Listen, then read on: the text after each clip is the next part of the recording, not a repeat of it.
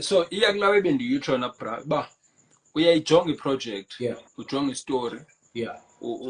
once usifunda ubona uba is it something you really want to be part of, because also saying yes to a project bra yo, whether it pays or it doesn't pay izawutya kuwe somewhere somehow izawutya kuwe, because nguwe ofuna ucingile, you need to come with a lot of things on set emotionally. Sometimes if it's free like mhlambi they're not even transporting you aba bantu izawutya nasepokothweni yakho. Uyabo?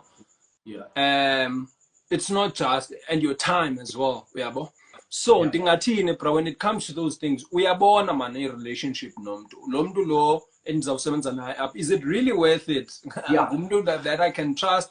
Do they even trust me, or they just want to get this thing out of their way? Well, because there's also that I'm cast away to shoot esidlule. Then there's also people that I know for sure I'll make an example bra. Mna ndike ndasebenza omnye umjito othiwa nguSluphiwe ne. Sluphiwe is a producer. Umjito bephume after 2023 bra.